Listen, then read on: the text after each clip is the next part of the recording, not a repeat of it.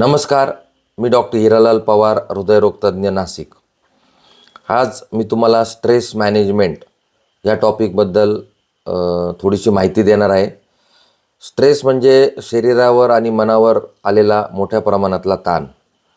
आता आपल्याला माहिती आहे, कुठल्याही लिमिटमध्ये कुठलीही गोष्ट असेल तर ती फायदेशीर असते, पण कुठलीही गोष्टचा अतिरेक झाला तर तो आपल्या याला घातक असतो. याचं एक छोटंसं उदाहरण तुम्हाला सांगतो.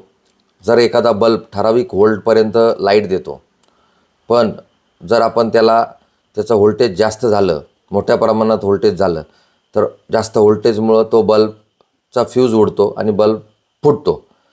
तसंच आपल्या स्ट्रेसच्या बाबतीत पण होतं. जास्त प्रमाणात जर स्ट्रेस झाला तर आपलं मन आणि शरीर हे दोन्ही कोलमडू शकतं.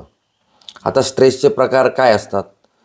स्ट्रेस म्हणजे ॲक्यूट स्ट्रेस, म्हणजे हा तात्कालिक असतो, आपत्कालीन असतो, थोड्या काळासाठी टिकणारा स्ट्रेस असतो. उदाहरणार्थ, एखादा इंटरव्ह्यू द्यायचा आहे, एखाद्या विद्यार्थ्याची एक्झाम आहे, एक्सेट्रा एक्सेट्रा. परंतु क्रोनिक जो स्ट्रेस असतो, दीर्घकाळ चालणारा, हळूहळू शरीर झिजवत जाणारा जो स्ट्रेस असतो, उदाहरणार्थ मोठ्या प्रमाणातलं कर्ज, नोकरीची अनिश्चितता किंवा फॅमिलीमधल्या काही गोष्टी ज्या आपल्याला स्ट्रेस देत असतात.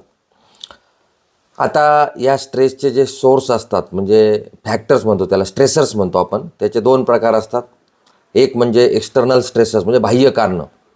उदाहरणार्थ, कामाचा अतिरेकी ताण किंवा कधीकधी ट्रॅफिकमध्ये खूप जास्त वेळ गेल्यावर होणारा स्ट्रेस, नातेसंबंधामधल्या अडचणी किंवा आर्थिक अडचणी इत्यादी इत्यादी. आणि इंटरनल म्हणजे अंतर्मनामधील कारणं. उदाहरणार्थ, निगेटिव्हिटी, नकारात्मक विचार, परफेक्शनिस्ट नेचर. कधीकधी काही लोकांमध्ये कसं असतं की ही गोष्ट अशी म्हणजे अशीच झाली पाहिजे. काही वेळेस पराभवाची भीती किंवा झोप अपुरी, या गोष्टींमुळेही आपल्या शरीरावर स्ट्रेसचा परिणाम होत असतो. आता स्ट्रेसचा परिणाम होऊन आपला ब्लड प्रेशर वाढू शकतो, आपल्याला डायबिटीज होऊ शकतो, हृदयाचे आजार होऊ शकतात, झोपेच्या समस्या उद्भवू शकतात, अल्कोहोलची सवय लागू शकते, तंबाखूची सवय लागू शकते, डोकेदुखी, चिडचिड, अशक्तपणा, हे सगळे गोष्ट जाणवतात. आणि स्ट्रेसचे जे लक्षणं आहेत ते ओळखणं अत्यंत महत्त्वाचं आहे. बऱ्याच वेळेला काय होतं की पेशंट हे लक्षणं ओळखू शकत नाही आणि ट्रीटमेंट आणि डायग्नोसिसमध्ये डिले होतो. आता स्ट्रेसचे जे लक्षण आहे त्याच्यामध्ये सगळ्यात महत्त्वाचं म्हणजे काय? चिडचिड होणे, कामामध्ये रुची न वाटणे, उदासीनता, एकांतमध्ये राहण्याचं भावना. काही पेशंट्स काय करतात की जॉबवर जात नाही, खूप सुट्ट्या घेतात, आजारीपणाचे नाटक करतात, स्वतःला नुकसान करून घेतात, सुसायडल अटेम्प्ट्स, व्हायलन्स, किंवा आपला जो बाजूचा कर्मचारी त्याच्यावर हिंसा करतात, झोप न लागणे इत्यादी, किंवा हृदयामध्ये वेगाने धडधडणे, थकवा, एकटेपणा जाणणे, अचानक अश्रू येणे, हे सुद्धा स्ट्रेसचे, अतिरेकी स्ट्रेसचे लक्षणं असू शकतात. आता स्ट्रेस टाळण्यासाठी जी एक मेथड आहे किंवा जे एक उपाययोजना आहे, त्याच्यामध्ये 4A येतात. 4A उपाययोजना असं त्याला आम्ही म्हणतो. त्याच्यामध्ये सगळ्यात पहिले अवॉइड, टाळा. गरजेपेक्षा जास्त काम टाळा. निगेटिव्हिटी टाळा. निगेटिव्ह लोकांपासून दूर राहा. टॉक्सिक लोकांपासून दूर राहा. क्षमतेपेक्षा जास्त काम टाळा. सगळ्यात महत्त्वाचं, राजकीय, धार्मिक डिबेट टाळा. वेळ खाऊ सवयी ज्या असतील त्या तुम्ही कमी करा. इत्यादी गोष्टी आपण करून आपण स्ट्रेस टाळू शकतो. अल्टर म्हणजे काय की परिस्थिती किंवा परिस्थितीमुळे होणाऱ्या ताणाला बदलणे. आता याच्यामध्ये आपण कशा उपाययोजना करू शकतो? अल्टरमध्ये तुम्ही मोकळेपणाने भावना व्यक्त करा.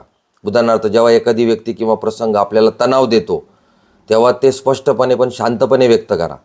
उदाहरणार्थ, तुमच्या सततच्या उशिरामुळं माझं काम अडते, कृपया तुम्ही वेळेत यायचा प्रयत्न करा. दुसरी अल्टरची मेथड आहे, समस्या नाकारू नका. तणावदायक परिस्थिती टाळण्याऐवजी त्यावर उपाय शोधा. उदाहरणार्थ, ऑफिसचं डेडलाईन आहे आणि तुमचं काम झालेलं नाही, तर त्याची वेळेचं नियोजन आधीच करा. तर या सगळ्या गोष्टी आपण करू शकतो. उदाहरणार्थ, स्ट्रेस येतो हे कळल्यावर त्याचं कारण शोधा आणि त्या बाबतीत नियोजन बदला. उदाहरणार्थ, ट्रॅफिकमुळे रोज उशीर होतो आणि त्यामुळे तुम्हाला स्ट्रेस होते, तर तुम्ही घरातून लवकर निघा. अवास्तव अपेक्षा टाळा. उदाहरणार्थ, स्वतःकडून आणि इतरांकडून अति अपेक्षा ठेवणे हे सुद्धा स्ट्रेसचं मोठं कारण आहे, तर ते आपण टाळू शकतो. आता अडॅप्ट हा जो महत्त्वाचा तिसरा पार्ट आहे, त्याच्यामध्ये आपण एक सकारात्मक दृष्टिकोन ठेवून वेळेचं व्यवस्थापन करून आणि मी करू शकतो ही भावना निर्माण करून आपण परिस्थितीला सामोरं जाऊ शकतो. आणि सगळ्यात महत्त्वाचा जो पार्ट आहे, ॲक्सेप्ट करा, स्वीकार. उदाहरणार्थ, जे आपल्या हातात नाही ते शांतपणे स्वीकारा. हार मानणे नव्हे तर शहाणपणाने पुढे जाणे हे सगळ्यात महत्त्वाचं आहे. आणि मी काही चांगल्या सवयी सांगेल, म्हणजे उदाहरणार्थ नियमित झोप, ध्यान, योगा, चालणे, व्यायाम, अल्कोहोल आणि कॅफीनचं प्रमाण टाळणे, मित्रांशी संवाद साधणे, दिवसात स्वतःसाठी मी वेळ म्हणतो त्याला, म्हणजे मी टाईम तो काढणे, हे सगळं जर आपण केलं तर नक्कीच आपण आपला स्ट्रेस कमी करू शकतो. स्ट्रेस आपल्या आयुष्याचा अविभाज्य भाग आहे, पण त्याचं व्यवस्थापन तुमच्या हातात आहे. आपल्या मनाचं आरोग्य राखा, कारण खरी शक्ती तीच आहे. धन्यवाद. थँक्यू.